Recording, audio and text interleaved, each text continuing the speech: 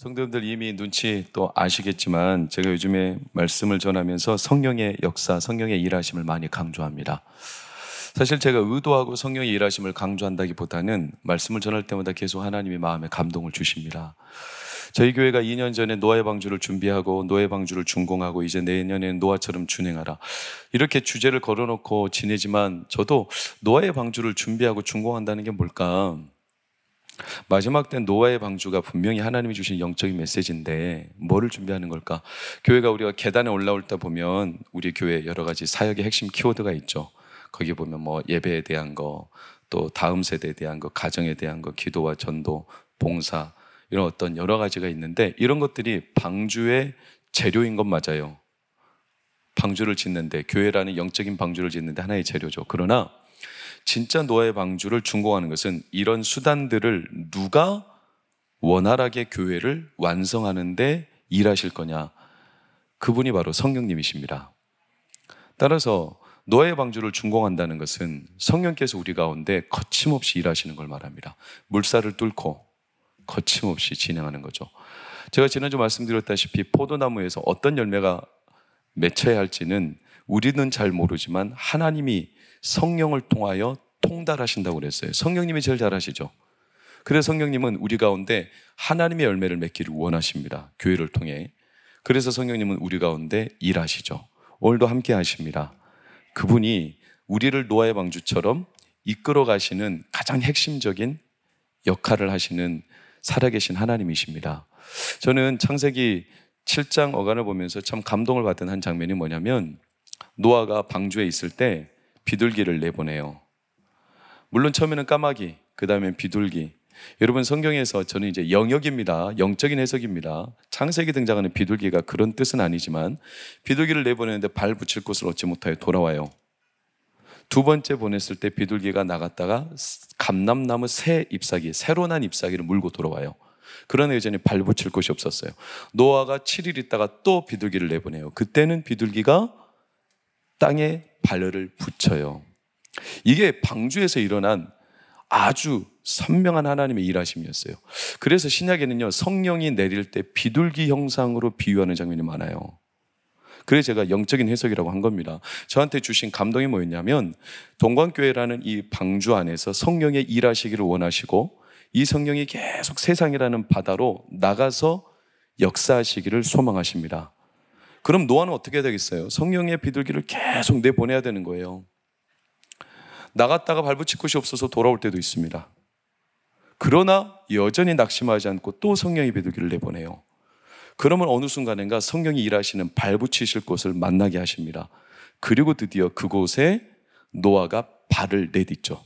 여러분, 사도들도 처음에는 세상으로 나가는 게 두려웠습니다. 그런데 이 사도들이 성령의 임함과 동시에 세상이라는 바다로 담대하게 나갔죠.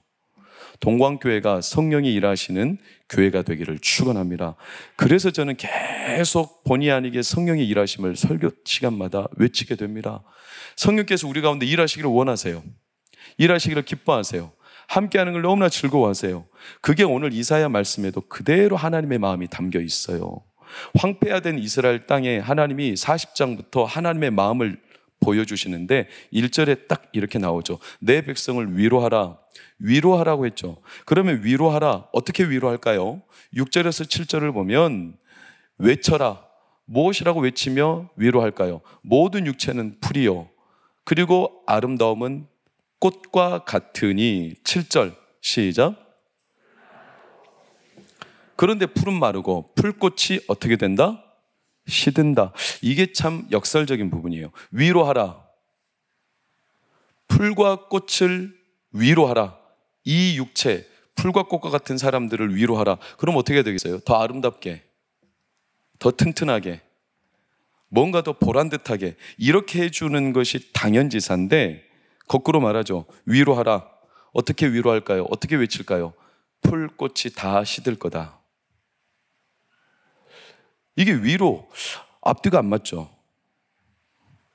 간혹 집에서 부모님께 위로받고 싶은 자식이 저 힘들어요. 그럼 부모님이 그렇구나, 너 힘들구나 이렇게 해주면 되는데, 야 너만 힘들어? 다 힘들어. 그것도 고마운 줄 알아. 위로가 되겠어요? 근데 지금 위로하라. 어떻게 위로할까요? 풀꽃이 시들 거다. 위로가 하나도 안 되는, 앞뒤가 안 맞는. 제가 고등학교 때 이제 홀로 목포 지역에 고등학교를 갔어요. 저희 형들은 다 광주로 갔습니다. 근데 이제 저 때부터는 지역 학교를 지역사회에서 개발시킨다고 광주로, 대도시로 빠져나가는 학생들을 다 막아버렸어요. 원천봉쇄. 그래서 저는 어쩔 수 없이 아버지가 광주로 못 가니까 목포로 가라. 그래서 저는 중학교 때부터 홀로 지내는 것이 항상 익숙했고 홀로 지냈어요. 고등학교 때도 저 혼자 지내고 대학교 때도 저 혼자 인천에 따로 떨어져서 지내고 형들은 항상 같이 지냈습니다. 3명이서. 저는 항상 혼자였어요. 그러니까 외로웠어요. 고등학교 때 혼자 공부하고 하숙집에서 지내면 외로우니까 주말마다 집에 오면 아버지께 위로를 받고 싶었어요. 아버지, 참 공부하는 것도 힘들지만 혼자 있는 게 참 외롭고 어렵네요. 그럼 아버지가 아 그래 너 힘들구나 이렇게 하면 좋은데 아버지가 그렇게 안 하시고 정신 상태가 그리 썩어서 뭘 하겠어 꽉 쳐잡으려고.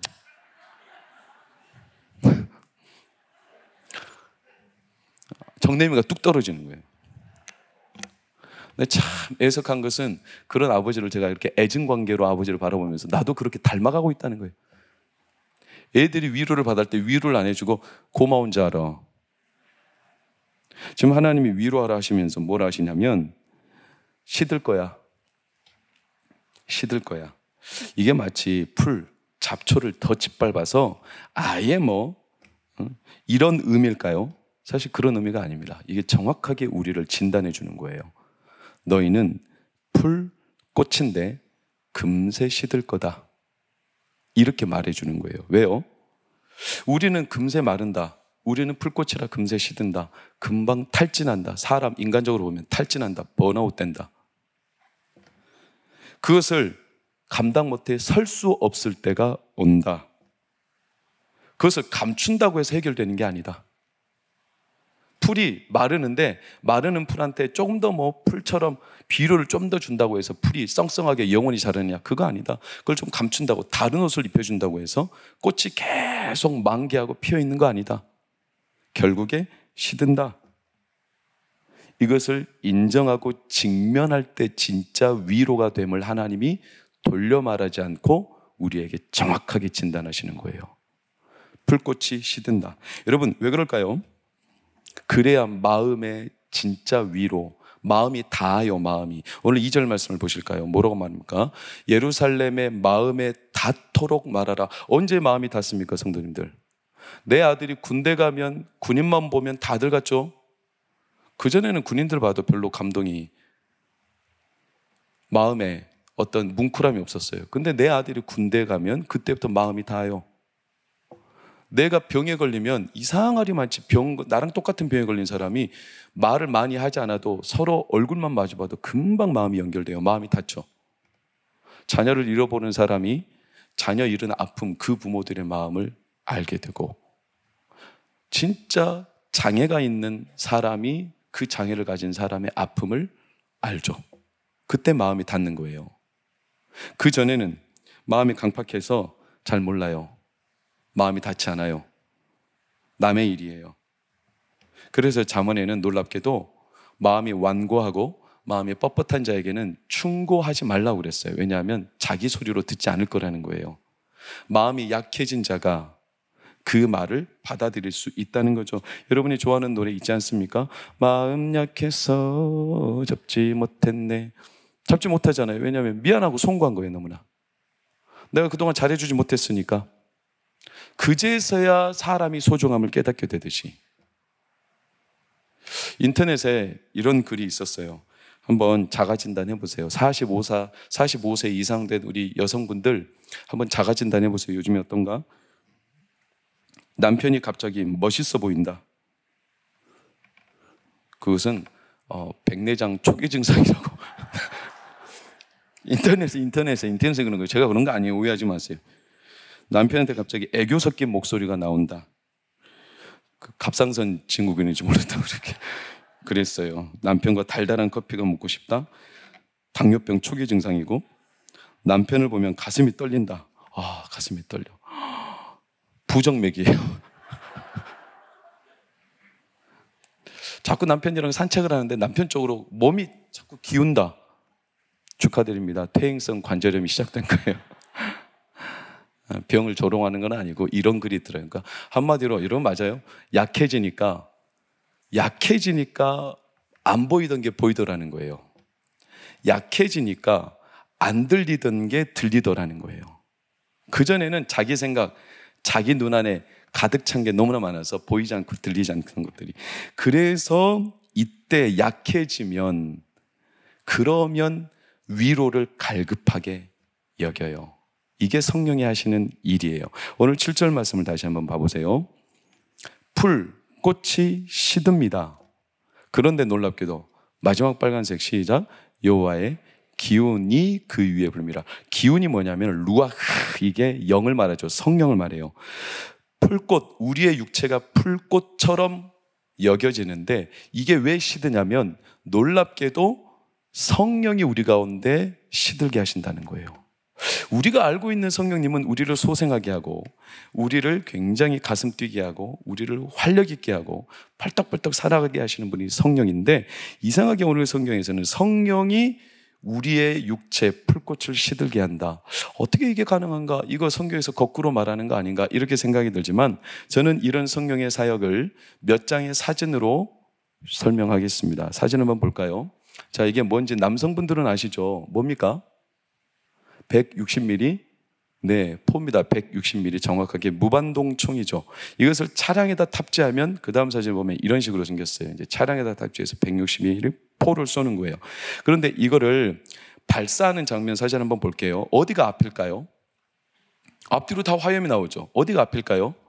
당연히 차 방향을 알면 어디가 앞인지 알겠죠. 여러분들이 보시는데 왼쪽이 앞이에요. 그렇죠?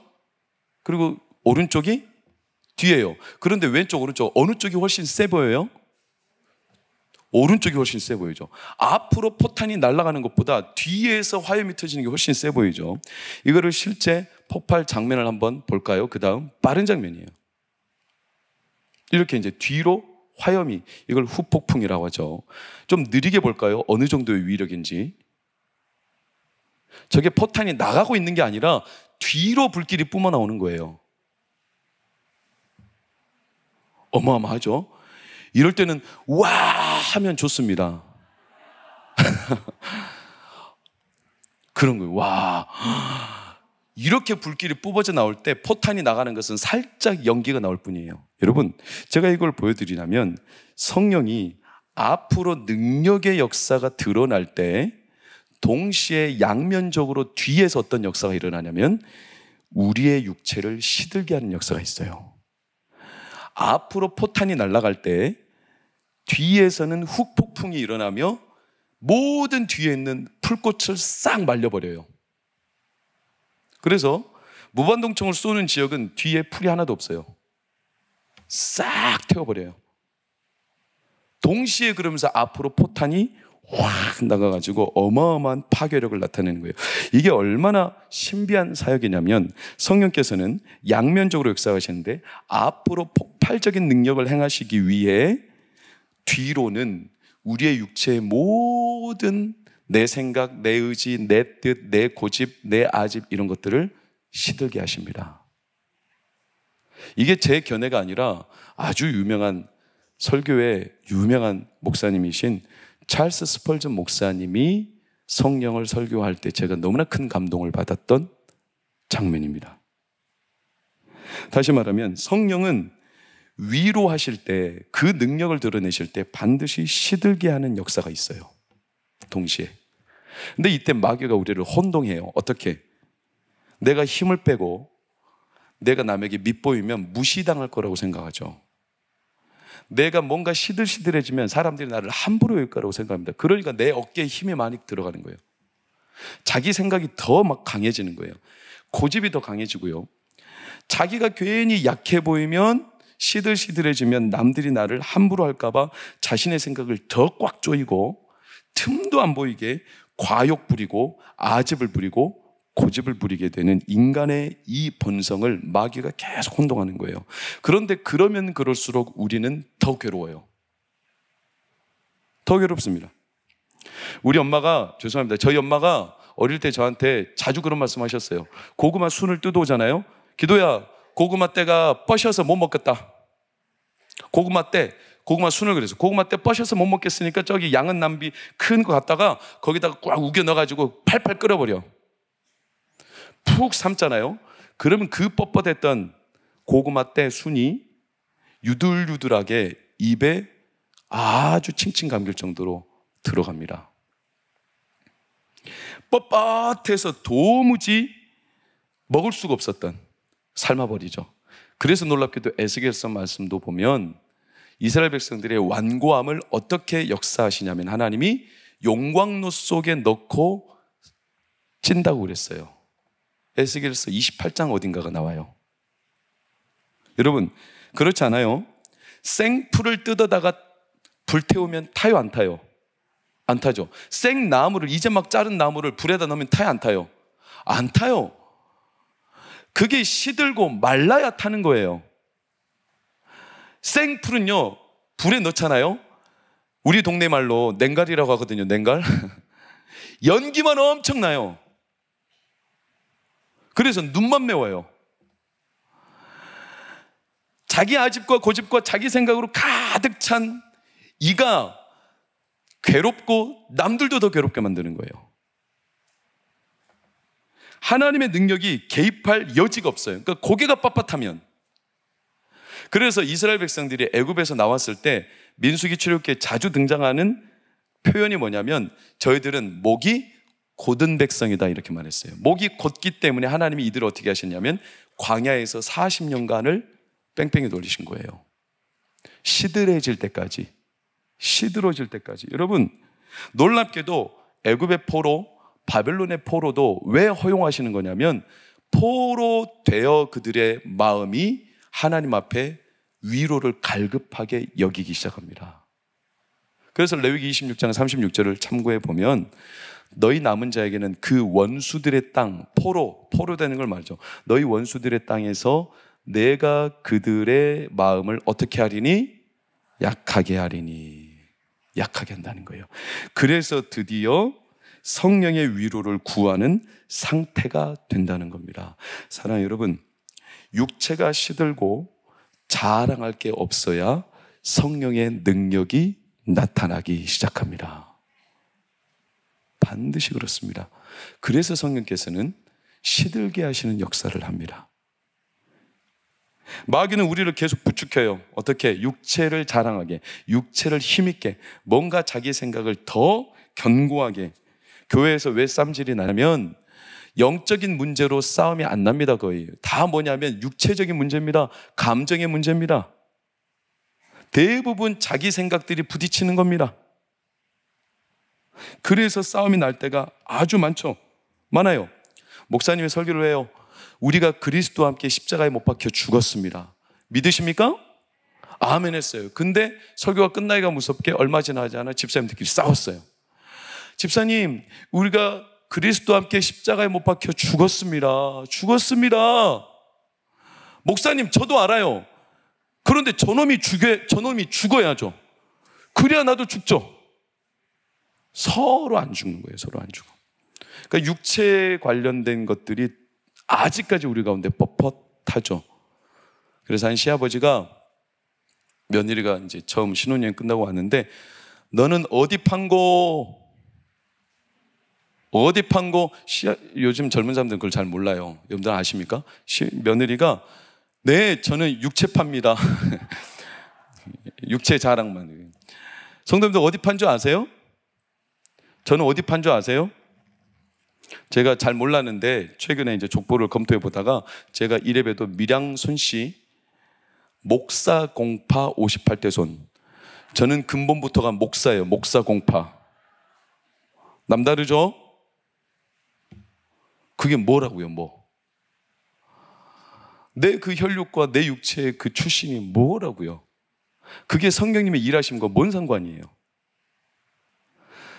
오히려 그런 내 육체의 뻣뻣함과 시들지 않은 내 육체의 여러 소욕들이 성령을 회방합니다. 성령의 일하심을. 그래서 하나님께서 우리 가운데 그걸 알려주시는 거죠. 우리는 풀꽃이다. 풀꽃이라는 거예요. 풀꽃이기 때문에 우리는 금방 어떻게 된다? 시든다. 아, 나도 풀꽃과 별반 차이가 없구나. 그래서 아담이 범죄했을 때 벌거벗었음을 알려주시며 새로운 옷을 입혀주시고, 라오디게아 교회가 자기들은 눈이 멀지 않고 벌거벗지 않았다고 자부했지만 예수님이 그들에게 단적으로 책망하시며 너희들이 벌거벗었는 줄 모르느냐 이렇게 말씀하시고, 여러분, 우리가 풀꽃과 같이 시든다라는 말은 우리를 저주하는 게 아닙니다. 우리를 무시하는 게 아닙니다. 사실 시들게 되면 성령의 폭발적인 능력이 나타납니다. 반드시 나타납니다.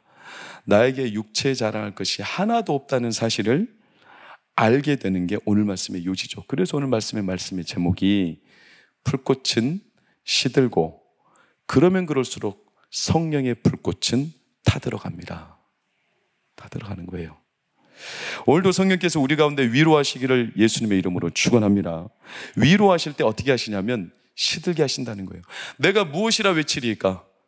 모든 육체는 풀과 같고 모든 아름다움은 꽃과 같으되 풀꽃이 시드느니라. 왜냐하면 하나님의 성령이 그 위에 불기 때문이다. 이렇게 해서 진짜 우리는 시들지만 시들므로 끝나냐? 그렇지 않아요. 우리에게 소망이 있어요. 그게 뭐냐? 8절 말씀이에요. 8절 시작. 우리 하나님의 말씀은 영원히 서리라. 아멘. 우리의 풀꽃과 같은 삶은 시들지만 그래서 어떻게 되냐면 말씀은 영원히 서리라. 아멘. 내 생각이 서는 거 아니에요. 내 의지가 서는 게 아니에요. 내 노력과 내 업적이 서는 게 아니라 하나님의 말씀이 서리라. 내가 시들었기 때문에 하나님의 의지가 서리라. 하나님의 뜻이 서리라. 말씀을 도구로 사용하시는 성령의 능력이 서리라. 궁극적으로는 말씀이 육신이 되어 우리 가운데 거하심에 그 육신이 되신 예수 그리스도가 오늘도 이 시간 성령이 역사하실 때 예수님이 마치 그곳에 계셨던 것처럼 오늘도 이곳에 우리와 함께 하시며 함께 하시는 증거를 보여주십니다. 여러분 믿으십니까? 그러니까 이게 우리에게 위로가 되는 거예요.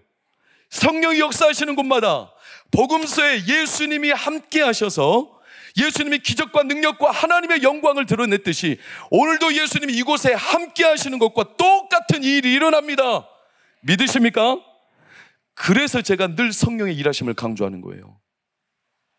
성령은, 하나님은 말씀으로 일하십니다.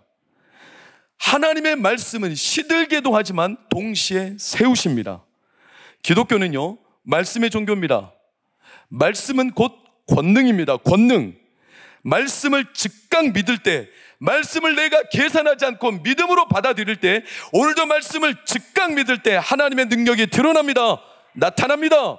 여러분, 세상의 정보와 세상의 소리는 그렇게 눈여겨 듣고 그렇게 귀 기울여 들으면서 왜 하나님의 말씀을 우리가 그렇게 마음에 믿음으로 받아들이지 못합니까?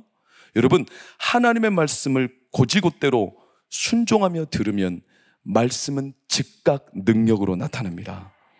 지금도요, 지금 이 순간에도요, 제가 말씀을 전할 때 어떤 성도님들은 말씀을 들을 때 눈이 초롱초롱 살아서 말씀을 빨아들이는 분들이 계세요. 근데 어떤 분들은요, 말씀을 전할 때 이미 졸음과 잡념에 말씀이 들어오지 않는 분들도 계세요. 마귀가 그 곁에서 말씀이 들어가지 못하게 하죠. 왜냐? 말씀이 들어가면 능력이 드러나기 때문에. 왜 그래서 오늘 이사야 선지자 3절, 6절, 9절을 보세요. 외치라, 외치라, 외치라. 풀꽃의 아름다움에 뺏기지 말고 외쳐라. 어떻게, 무엇이라 위로하고 외치리까? 들으라는 말이죠. 들으라는 말이죠. 믿음은 풀꽃의 아름다움을 보면서 생기는 게 아니라 믿음은 외치는 말씀을 들을 때 생기기 때문에 그래요. 그래서 이사야 40장은 반복적으로 말해요. 너희가 알지 못하느냐? 하나님의 살아계심과 능력을 알지 못하느냐? 두 번째로 이렇게 반드시 물어요. 너희가 듣지 못했느냐? 보지 못했느냐? 이렇게 말하지 않아요. 듣지 못했느냐? 하나님의 말씀을 듣지 못했느냐? 여러분, 보는 것은 항상 우리를 미혹시켜요. 보는 건 항상 미혹시키죠. 풀꽃은 시드는 건데 그걸 더 보기 좋게 하려고 우리는 시간, 에너지, 우리의 물질, 우리가 가진 인생 전부를 보는 데 투자해요. 보는 건 우리를 미혹시키거든요. 그러니까 예수님이 하도 답답해서 그렇게 보고 싶으면 봐봐라. 들의 백합화를 봐봐라. 하늘의 새를 봐봐라. 하도 보는 것에 미혹당하는 그 제자들과 사람들에게 봐봐라. 봐봐. 어떻게 보라는 거예요? 들의 백합을 봐봐라. 그 백합화가 마태복음 6장 30절에 내일 아궁이에 던져지는 들풀이다. 시든다. 그걸 보면서도 거기에 마음을 여전히 미련을 두고 그걸 붙들고 또 살 거냐? 예수님 이걸 말씀하시죠. 그러면서 예수님이 단도직입적으로 말씀하세요. 들의 백합화도 하나님이 먹이시고 입히시는데 솔로몬의 영광도 이것보다는 더 아름답지 않았다. 그런데 사랑하는 동관교회 성도들, 사랑하는 하나님의 백성들, 너희들은 이 백합화 들의 풀꽃보다 귀하지 아니하냐? 귀하지 아니하냐? 왜 귀합니까? 왜 우리를 귀하다고 하냐면 들의 풀꽃처럼 우리를 영구한 아름다움으로 입혀주시기 때문에 귀하는 게 아니라 우리는 풀꽃처럼 마르는데 시드는 사람들인데도 우리에게 하나님의 영을 부어주시기 때문에 귀하다는 겁니다. 풀꽃은 결국 시들지만 너희들이 귀한 이유는 딱 한 가지라는 거예요. 그렇게 시드는 우리 인생을 하나님이 영을 부어주신다는 거예요. 그래서 너희들이 이들보다 귀하다는 거예요. 너무 귀하다는 거예요. 여러분, 매 예배 주일마다 제 설교를 왜 듣습니까? 제가 막 세련된 사람도 아니고 우리 교회 예배가 사실은 그렇게 세련된 예배도 아니고 늘 오셔서 왜 듣습니까? 사실 제가 언어가 세련돼서 듣는 건 아니시지 않습니까? 더 나아가서 제 외모가 세련돼서 들으시는 건 더더욱 아니죠? 다 그렇다고 인정하시니까 좀 마음이 서운하긴 합니다. 제가 그래요? 참 제가 뭐 보잘것 뭐가 있다고 그게 막 또 서운한 마음 막 들어요. 우리가 그렇게 풀꽃에 시들어지는 존재인데 그것을 인정을 잘 못하는 거예요. 그런데 여러분 왜 항상 저의 이 우격다짐과 같은 목소리만 꽥꽥 질러대고 잠도 편안하게 못 주무시고 왜 됐습니까? 왜 됐습니까? 제가 믿기로는 성도님들은 다른 무엇이 아니라 말씀 자체를 사모하는 거죠. 말씀 자체를. 말씀이 이 시간 능력으로 드러나기를 사모하고 확신하시는 거죠. 제가 시골 촌뜨기가 전남 영광 홍동 출신이 뭐가 볼 게 있다고 이런 어마어마한 교회에서 여러분과 같은 분들을 놓고 제가 목회를 하며 설교를 할 수 있겠습니까? 저는 사실 뭐라고요? 예상치 않았던 답이 나와가지고 지금 좀 당혹스럽지만 제가 지금 막 교만하고려 하니까 그 말씀 하지 마세요. 네. 제가 사실은 항상 주일날 아침만 되면 잠을 거의 못 자고 이렇게 부담이 너무나 커요. 탈이 자주 나죠. 왜냐하면 이 자리가 저한테는 굉장히 부담스럽고 두렵죠. 근데 저한테는 제가 왜 이곳 동관교회를 이 귀한 분들과 섬기게 됐을까? 저한테는 아직도 이유를 헤아릴 수는 없어요. 그러나 한 가지 중학교 2학년 때 하나님 앞에 은혜를 갈급하게 받고 방언이 터지고 하나님의 어떤 은혜, 꿈으로도 이런저런 이상들을 가끔씩 보고 그러면서 제 안에 갈급함이 뭐였냐면 하나님과 함께하는 게 너무나 좋았어요.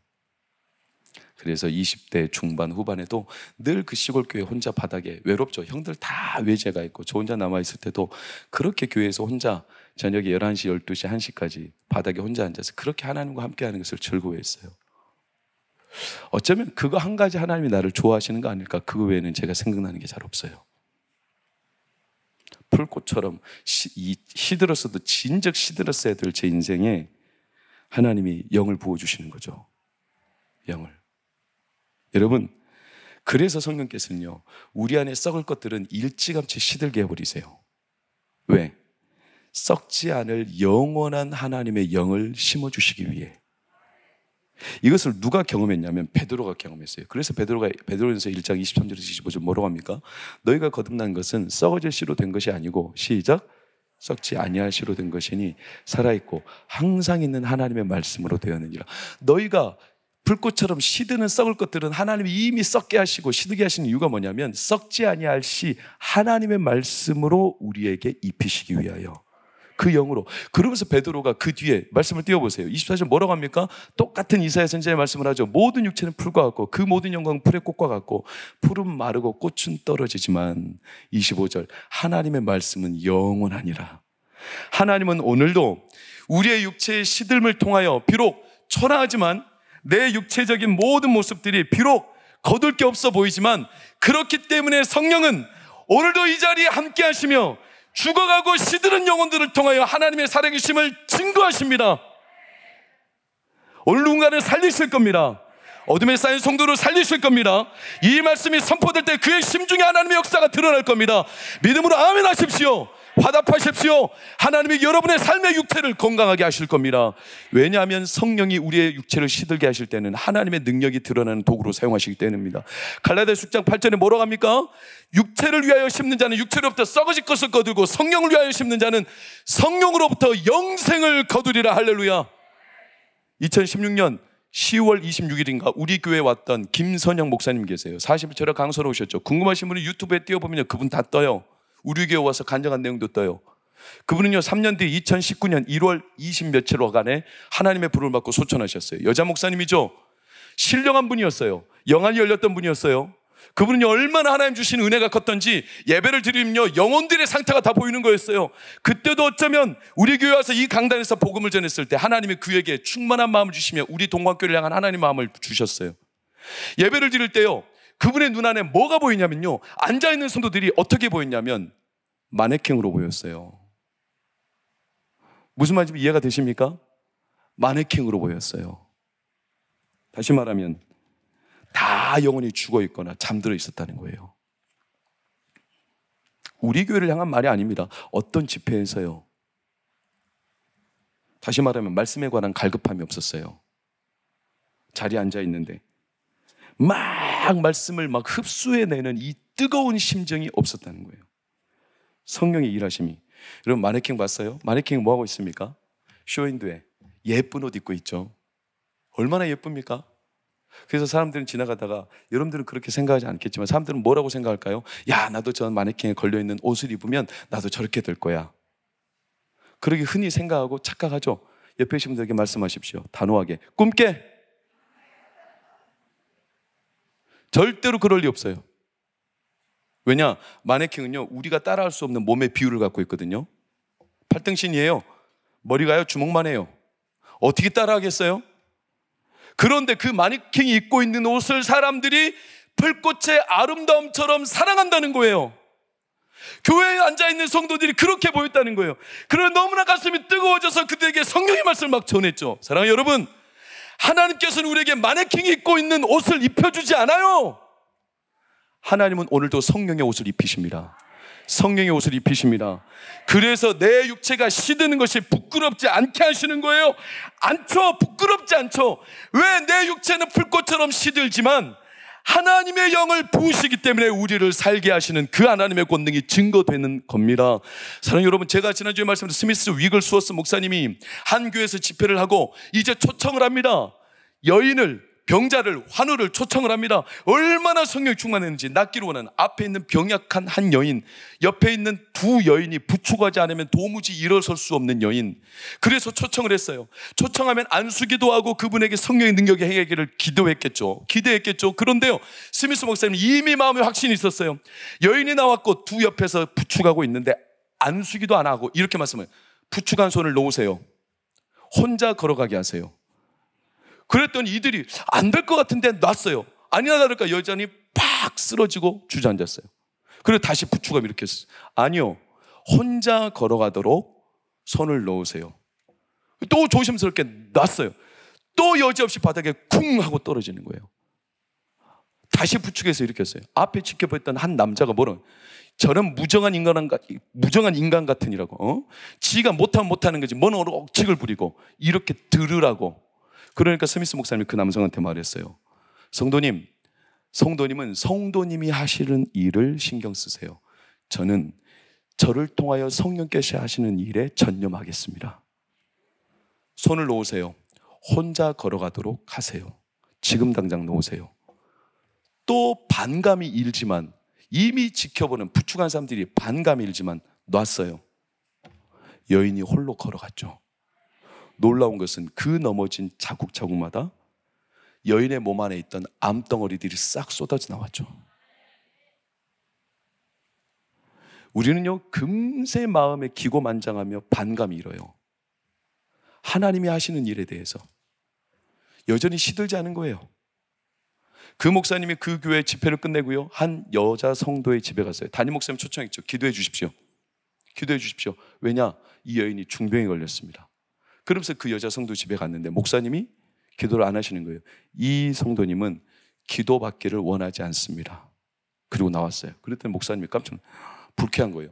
내가 초청해서 왔는데 스미스 목사님이 거절하니까, 목사님 오늘 큰 실수하셨습니다. 저 성도님은 우리 교회 귀한 분이에요.